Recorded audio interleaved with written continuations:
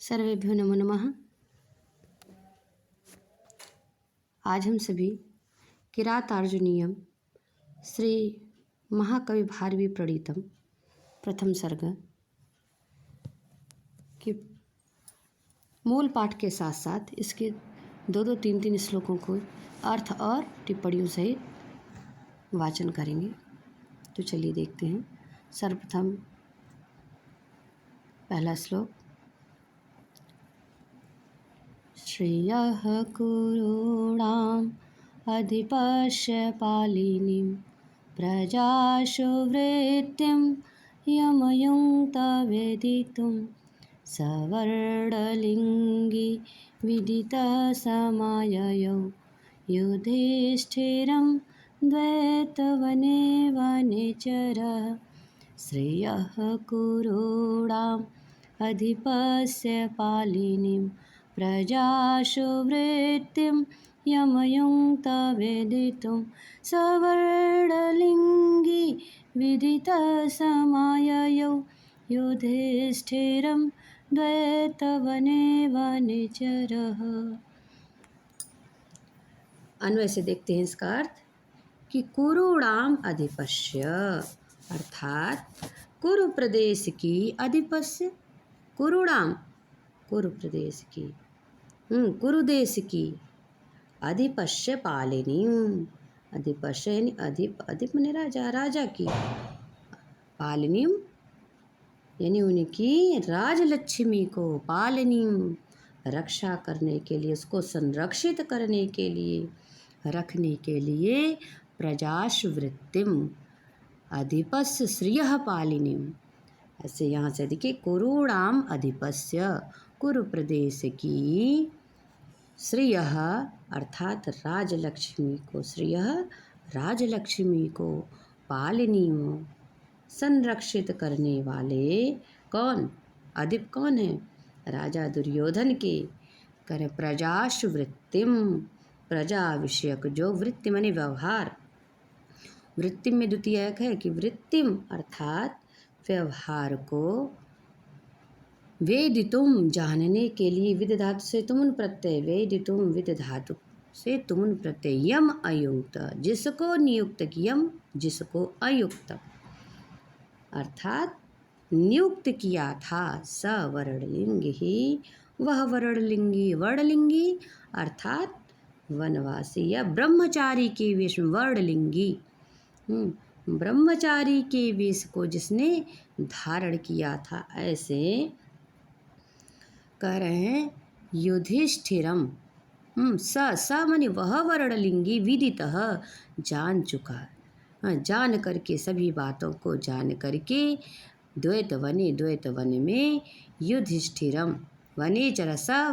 वर्णलिंगी वनेचर, ऐसा जानिए कि स वर्णलिंगी वनेचर, वह ब्रह्मचारी के वेश को धारण करने वाला, विदितः वनेचर यानी जान करके वह वनेचर, वन में विचरण करने वाला, अर्थात कौन? किरात ना, किरात।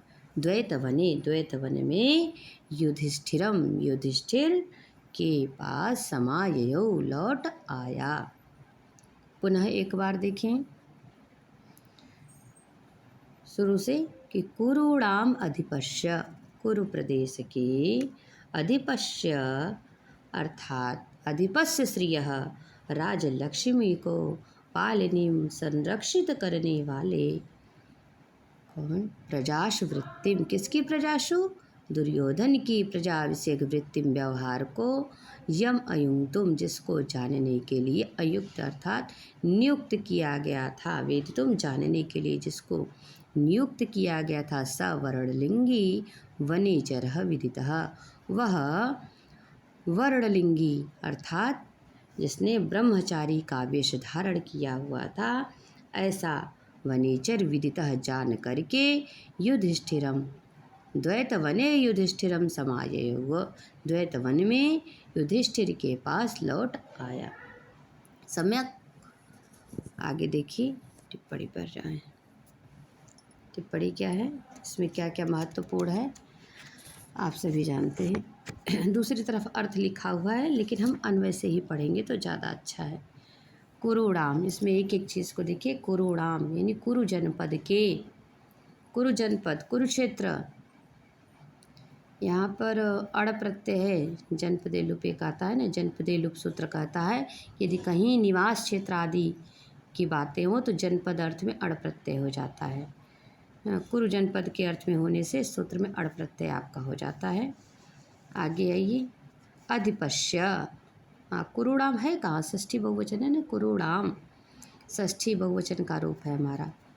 फिर अधिपश्य, स्वामी के अधि उपसर्ग पूर्वक या प्रापड़े धातु होता है। कुरुड़ाम अधि पा धातु से, अधि उपसर्ग और पा धातु, अधिपा, अधिपा कैसे बनता है, अधि उपसर्ग पा धातु से आतो उपसर्गीय एक सूत्र आता है, कर्ता अर्थ में क प्रत्यय कर लीजिए, और षष्ठी से सूत्र से षष्ठी विभक्ति जब आप लगा लेंगे तो षष्ठी एक वचन में अधिपश्य यह रूप आपका बनेगा कि अधिपात इति अधिपः तस्य अधिपश्य। श्रियः अर्थात राजलक्ष्मी को, श्रेयति पुरुषम इति श्री अर्थात जो पुरुष का आश्रय ले अथवा पुरुष को आधार रूप में स्वीकार करे वह श्री। श्री सेवायाम धातु से बना है आपका, कर्ता अर्थ में क्विप प्रत्यय करके। कर्त कर्मणो हो, कृति एक सूत्र है, उसी सूत्र से श्री अर्थ में, कर अर्थ में आपका षष्ठी विभक्ति हुई है। पालिनीम यह आपका कृदंत का, पालिनीम पाल धातु से नि प्रत्यय करना, श्री से षष्ठी विभक्ति हुई है। हाँ, और जानते ही हैं कि श्री को कई नामों से जानते हैं, लक्ष्मी, पद्मालया, पद्मा, कमलया, श्रीहरि इत्यादि। ऐसा मरकोस में आपके दिया भी गया है। पालिनीम यानी पालन करने वाली को, पालद क्षण धातु से है आपका, कर्ता अर्थ में लुट प्रत्यय, और नीप लगा देंगे ना तो पालनीम ऐसा बन जाएगा, द्वितीय एक वचन में। प्रजाशु प्रजाओं के, प्रकर्षेण जायन्ते इति प्रजा, ऐसा जानिए। प्र उपसर्ग जन जनने धातु से टाप प्रत्यय लगा देंगे प्रजा, और जब आप सप्तमी बहुवचन में जाएंगे तो प्रजाशु हो जाएगा। वृत्तिम व्यवहार को, वेदितुम कैसे बना है, वृत्त, हाँ आपका ये जो वृत्तिम, पहले वृत्तिम को देख लीजिए। वृत्तिम वृत्त धातु से तीन प्रत्यय लग करके द्वितीय एक वचन में वृत्तिम बना है। एक एक शब्दों को हम लोग देखते जाएंगे जिससे इसमें कुछ भी बचे ना। मैंने कई बार वाचन किया था लेकिन उन वीडियो को डिलीट कर दिया। अब पुनः आप सभी के लिए अर्थ सहित बना रही हूँ, क्योंकि परीक्षा की डेट कभी भी आ सकती है। काफ़ी समय बीत चुका है हम सभी को तैयारी करते हुए, तो हम थोड़ा सा गहन अध्ययन करेंगे। वेदितुम विद धातु से तुमुन प्रत्यय है, विद ज्ञानी धातु से ना, भावार्थ में तुमुन प्रत्यय आपका लगा हुआ है। यम जिस वनेचर अर्थात किरात को अयुक्त नियुक्त किया था। रुदादिगढ़ का युज धातु से लंग लकार प्रथम पुरुष एक वचन में हमारा अयुक्त बनेगा, नियुक्त किया। लंग लकार का रूप है युज धातु, लंग लकार प्रथम पुरुष एक वचन, ठीक। वरुणलिंगी ब्रह्मचारी वेशधारी, वरुण प्रशस्ति अशेष अस्येति वरुणी, ठीक है। लिंगम चिन्हम वर्णलिंगम अश्यातिथि वर्णलिंगी, वर्ण शब्द का क्या अर्थ है, वर्ण का अर्थ है प्रशस्ति। आगे आपका यहाँ पर विदितः, विद धातु से त प्रत्यय करेंगे, भाव अर्थ में विदितः बनेगा, मत्वर्थी इन प्रत्यय वर्णलिंगम में बन जाएगा, इन प्रत्यय लगता है, ठीक है। और विद धातु से त प्रत्यय भाव अर्थ में नपुंसक लिंग में बनेगा। सह वनेचर एक शब्द है ना, सह वनेचर वन में घूमने वाला अर्थात किरात, ठीक है। पूछा जाता है तो किस सूत्र से बना, इस शब्द में तत्पुरुष कृत बहुलम सूत्र से वने अंश में सप्तमी अलुक होगा, और चरह पद में चर धातु से चरेष्टा सूत्र आता है ना, उसी से कृत प्रत्यय का ट लगा हुआ है, चरेष्टा से ट प्रत्यय हो गया, और वने में सप्तमी अलुक आपका होगा। द्वैत वने, द्वैत वन नामक एक वन में जहाँ सभी पांडव द्रौपदी सहित रहते थे, ठीक है। अच्छा, एक चीज़ और पूछा जाता है कि द्वैत वन से क्या तात्पर्य है, तो द्वैत वन से तात्पर्य द्वि अर्थात शोक और मोह, इत द्वैत यानी द्वि से इत, द्वि द्वि कौन, द्वि अर्थात शोक और मोह, ये जहाँ से चले गए हों, इत हो गए, द्वित समझ जाइए। दौ अर्थात शोक मोहौ इतौ गतौ यस्मात् तद्द्वितम। द्वि धातु, द्वि है ना, द्वि शब्द ई धातु से त प्रत्यय करिए, द्वितम यानी द्वितम एव द्वैतम। द्वित से अण प्रत्यय करिए, द्वैतंच तद्वनंच इति द्वैतवनम। कर्मधारय समास हमारा हो गया है। तस्मिन द्वैत वने, ऐसे द्वैत वन में, यानी जहाँ से जिस वन से शोक और मोह दोनों चले गए हैं, ऐसा कहा जाता है। चलिए, युधिष्ठिरम। युधिष्ठिरम युधिष्ठिर के समीप, युधि संग्राम में स्थिर इति युधिष्ठिरा। सप्तमी तत्पुरुष समास है यहाँ पे। यहाँ भी देखिए अलुप तत्पुरुष है, ये मोस्ट इम्पॉर्टेंट है। हलदंतात ना, हलदंतात सप्तम्याम संज्ञायाम सूत्र से यहाँ पर आपका कौन सा है, सूत्र से यहाँ पर युद्ध जो शब्द है, इसी से सप्तम्यंत पद युधि, युधि में सप्तमी है, में स्थित सप्तमी विभक्ति का लोप नहीं हुआ है ना, युद्ध में युद्ध रह ही गया, युधिष। अब यहाँ पे ठ कैसे हुआ, युधिष्ठिर। तो एक सूत्र और आता है आपका वहाँ पर ना, कौन सा था, गवि युधिभ्याम स्थिरा, ऐसा सूत्र आया था। गवि और युधि शब्द से परे अर्थात उसके बाद में स्थिर, जो स्थिर, युद्ध स्थिर है ना, तो युद्ध में जो स्थिर रहे, तो वही करें गवि युधिभ्याम, यानी गवि और युधिभ्याम आ गया, यानी द्विवचन के लिए आया स्थिर। गवि और युधि, इनसे परे जो स्थिर शब्द है, ऐसे सकार को शकार हो जाता है, यानी दंत सकार को मूर्धन्य सकार हो जाता है, आदेश हो जाता है। इस सूत्र से सकार को शकार आदेश हो गया, तो युधिष्ठिर ऐसा बन गया। समाययौ, यहाँ पर शम उपसर्ग और आंग उपसर्ग, दो उपसर्ग हैं, और उसके बाद ये आप प्रापड़े धातु है, लिट लकार, प्रथम पुरुष एक वचन का रूप आप बनाएंगे, तो बन जाएगा हमारा समाययौ, यानी लौट आया। सम और आंग उपसर्ग या प्रापड़े धातु, लिट लकार, प्रथम पुरुष एक वचन का रूप है हमारा। और आप सब जानते ही हैं कि यह मंगलाचरण का भी कार्य कर रहा है। ये पहला श्लोक है किरातार्जुनीयम का, जो भारवी जी ने स्वयं लिखा है। उपक्रम के दृष्टि से देखें तो 3 श्लोकों को उपक्रम में रखा गया है, मतलब इधर और 2 बीच में भी हैं, तो ये पहला है, इसको भारवी जी ने स्वयं कहा है। और माना भी जाता है कि मंगलाचरण 3 स्थानों पर किया जाता है। कहाँ कहाँ, आदि में, मध्य में और अंत में। तो यह हमारा आदि का है। ग्रंथ के आरंभ, मध्य और अंत में मंगलाचरण की परंपरा है, ऐसा आप सभी जानते हैं। और शास्त्रों में कैसे कैसे मंगलाचरण हैं, तो सबसे पहले तो हम जानते हैं कि आशीर्वादात्मक, जैसा कि आपने अभी ज्ञान में पढ़ा होगा सुरगधरा छंद में। उसके बाद नमस्कारात्मक, फिर नमस्कारात्मक वाला भी आपने देखा होगा, नीति शतक में है, आपके बाणभट्ट की कादम्बरी में है, ऐसे ही कई स्थानों पर आप देखेंगे नमस्कारात्मक से। काव्य प्रकाश में भी देखा होगा, नत्वा सरस्वती, लघु सिद्धांत कौमुदी में भी देखें। लेकिन यहाँ पर वस्तु निर्देशात्मक मंगलाचरण है। ये 3 स्वरूप आपको प्राप्त हो जाते हैं, आशीर्वादात्मक, नमस्कारात्मक और वस्तु निर्देशात्मक। जैसा कि भाष्यकार पतंजलि जी का नाम आपने सुना है, तो उन्होंने भी अपने ग्रंथ में लिखा है कि मंगलादीनि मंगल मध्यानि मंगला अंतानि च शास्त्राणि प्रथन्ते वीर पुरुषकाणि आयुष्मन पुरुषकाणि च भवन्ति अध्येतारश्च प्रवक्तारो भवन्ति। महाकवि भारवी ने भी इसी परंपरा का निर्वहन करते हुए यहाँ पर वस्तु निर्देशात्मक मंगलाचरण का प्रयोग किया है। और आप लोग एक चीज़ और देख रहे हैं कि इनके भारवी जी की इस श्लोक में महाकाव्य की कथा वस्तु का भी निर्देश है। देखिए, वनीचर आकर कहता है तो यहाँ पर एक कथा वस्तु भी दिखाई देती है हम सभी को।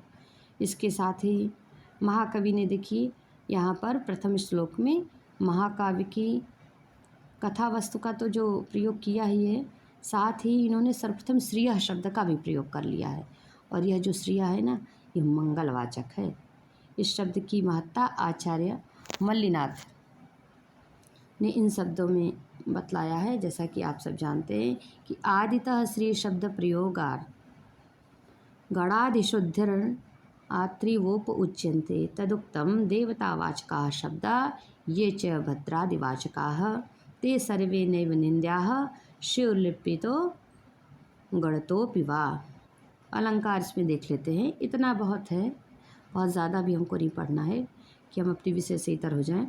अलंकार देख लीजिए, इस श्लोक में हमारा जगह जगह वृत्त्यानुप्रास दिखाई देता है। कहाँ कहाँ वृत्त्यानुप्रास, अनुप्रास का भेद है ना, छेका अनुप्रास, वृत्त्यानुप्रास, वृत्त्यानुप्रास, लाटानुप्रास, तो इसमें से वृत्त्यानुप्रास वृत्ति आई है।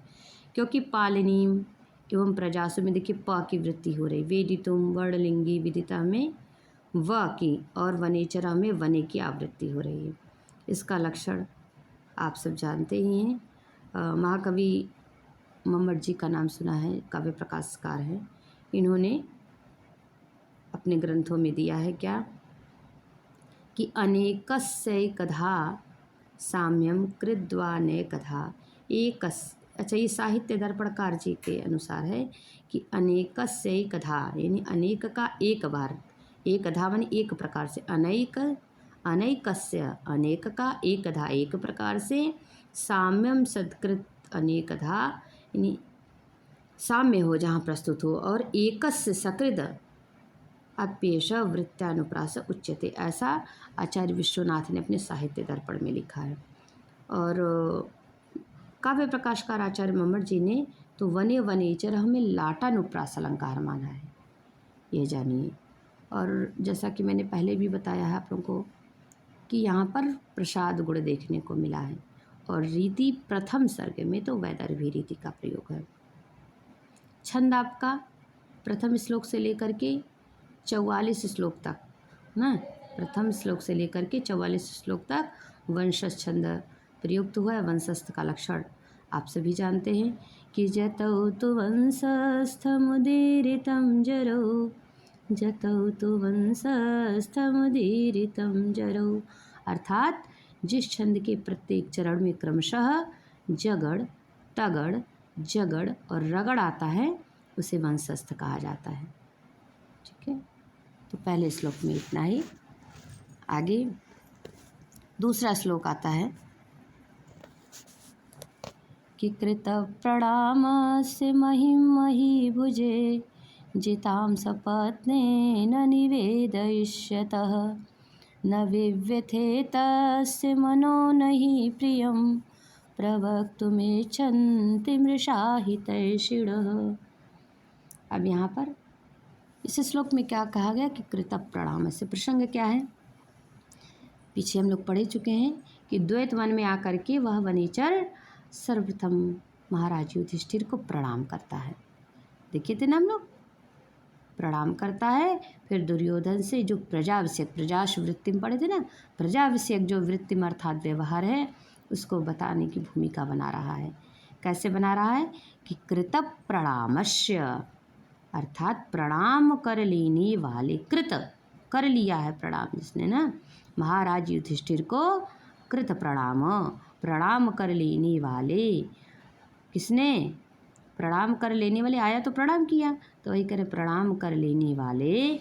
फिर करें सपत्नेन, अर्थात शत्रु के द्वारा, शत्रु कौन, दुर्योधन के द्वारा, सपत्नेन में तृतीया, सपत्नेन दुर्योधन के द्वारा, जिताम जीती गई, महिम पृथ्वी को, महिम में द्वितीय, महीभुजे महीभुज के लिए, महीभुज कौन, महाराज युधिष्ठिर से, निवेदयिष्यतः अर्थात निवेदन करने के लिए, तस्य मनः निवेदन कर, निवेदयिष्यतः इसमें कौन सा प्रत्यय, शत्रु प्रत्यय है, अर्थात निवेदन करता हुआ, शत्रु प्रत्यांत गति हो रही है, कार्य हो रहा है, तो निवेदन करता हुआ, तस्य मनः उसका मन, न विव्यथे व्यथित नहीं हुआ ही, क्योंकि हितैषिणः जो हितैषी होते हैं, मृषा प्रियम प्रवक्तुम न इच्छति, मृषा माने झूठा और प्रियम माने प्रिय, प्रवक्तुम बोलने की, न इच्छन्ति इच्छा नहीं करते। कहने का मतलब है क्योंकि जो लोग हित चाहते हैं ना, हित अभिलाषी हैं, हित की इच्छा करते हैं, हितैषिणा हित चाहते हैं, तो इसीलिए मृषा, मृषा माने झूठ, मिथ्या, असत्य जिसे कहते हैं, ऐसे प्रियम प्रवक्तुम प्रिय वचन को न इच्छन्ति नहीं बोलना चाहते हैं। स्पष्ट है।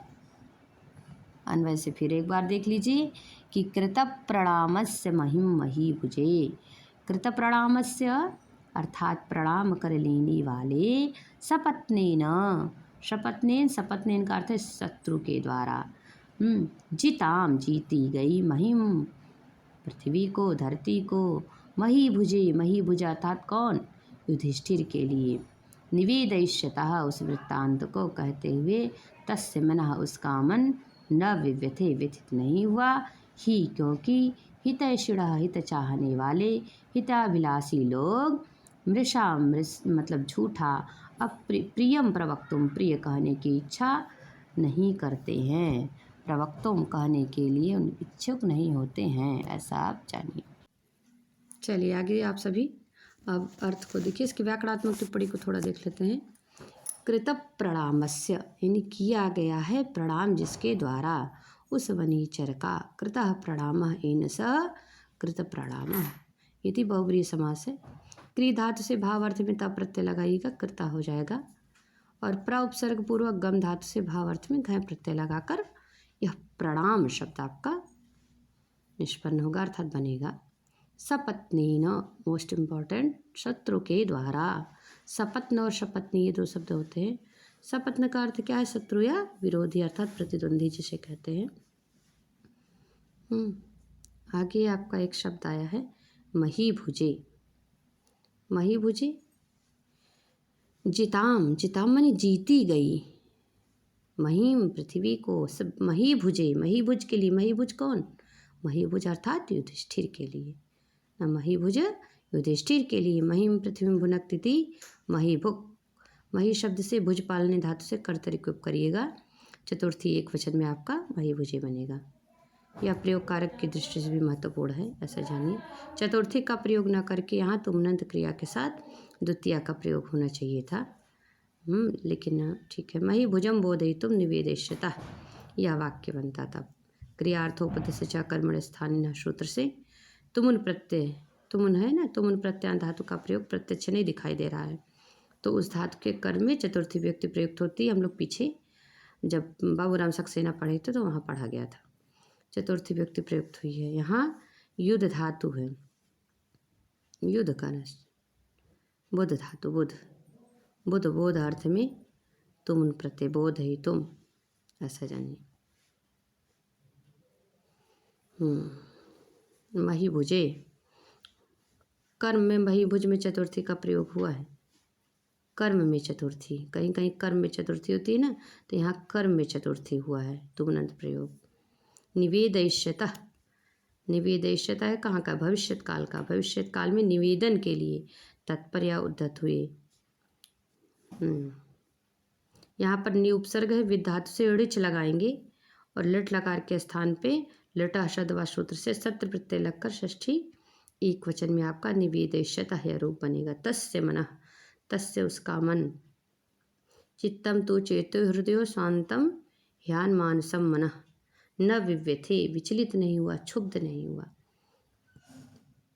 व्यथ धातु है, विव्यथे में पूछा जाता है कौन सी धातु है, तो व्यथ धातु है, लिट लकार प्रथम पुरुष एक वचन विव्यथे बन जाएगा। ही क्या है यहाँ पर, कभी कभी ऐसा भी पूछ लिया जाता है, तो ही यह एक निपात है। हितैषिणः, निपात पूछा जाता है कितने तरह के निपात होते हैं, तो निपात आपका देखिए एक निश्चय है, समुच्चय है, पाद पूरण के लिए है, इस तरह के निपातों का प्रयोग हुआ है। और ये निपात ना अपने में स्वतंत्र होते हैं क्योंकि इनका एक निश्चित अर्थ होता है। ठीक, हितैषिणः, हित आकांक्षी व्यक्ति, अब यहाँ हितैषिणः बहुवचनांत है, हितम इच्छन्ति इति हितैषिणः, हित उपपद से इष धातु में सुप्यजात उड़िनी ताच्छिल्य सूत्र से उड़िन प्रत्यय लगकर प्रथमा विभक्ति बहुवचन में हितैषिणा बना है। मृषा असत्य, यह मृषा भी हो अव्यय है आपका, यह प्रियम का विशेषण है। कैसा असत्य, प्रियम मृषा, तो यहाँ पर यह प्रियम का विशेषण है मृषा, मृषा एक अव्यय है आपका। फिर क्या है, प्रियम प्रिय वचन, प्रवक्तुम प्रकृष्टम, प्र से क्या तात्पर्य है, प्रकृष्ट है अर्थात विशेष रूप से कहने के लिए, प्रवक्तुम विशेष रूप से, वक्तुम कहने के लिए, प्र उपसर्ग वचन धातु से तुम लगाएंगे तो प्रवक्तुम बन जाएगा। न इच्छन्ति नहीं चाहते हैं। यहाँ पर इस इच्छायाम धातु से लट लकार प्रथम पुरुष बहुवचन का रूप बनेगा। वनीचर के स्वभाव और कार्यों को देखते हुए प्रतीत होता है कि उस पर नीति वाक्यामृत की यह उक्ति भी चरितार्थ होती है क्या कि अमौढ़्यम अमान्द्यम अमृषा भाषित्वम अव्यूहकत्वम चेति चार गुणा। नीति वाक्यामृत इस उक्ति में अमौढ़्य अमान्द्य अमृषादित और अव्यूहकत्व से ये जो है ना ये चार गुण बतलाए गए हैं, चारों वनीचर में मिलने चाहिए। तो क्योंकि वनीचर युधिष्ठिर के पास आकर के सर्वप्रथम उनको प्रणाम करता है, तत्पश्चात ही वार्ता प्रारंभ करता है, इससे सिद्ध होता है कि वह मूर्ख नहीं है, उसे शिष्टाचार इत्यादि का ज्ञान है। ठीक, अलंकार यहाँ पर ऊपर की 3 पंक्तियों में देखिए कही गई विशेष बात का चौथी पंक्ति में एक सामान्य कथन से समर्थन होने के कारण यहाँ अर्थांतर न्यास अलंकार है। आचार्य मम्मट ने इसका लक्षण इस प्रकार किया है कि सामान्यम वा विशेषो वा तदन्येन समर्थयेत यत्तु सो अर्थांतर न्यास साधर्म उत्तरेण वा। गुण यहाँ पर हमारा पीछे भी बता चुके हैं, प्रसाद गुण है, वैदर्भी रीति है और वंशस्थाप का छंद है। तो आज के लिए इतना ही। 2 श्लोक पर्याप्त है, नहीं तो वीडियो काफ़ी लंबी हो जाएगी। सुनने के लिए बहुत बहुत धन्यवाद।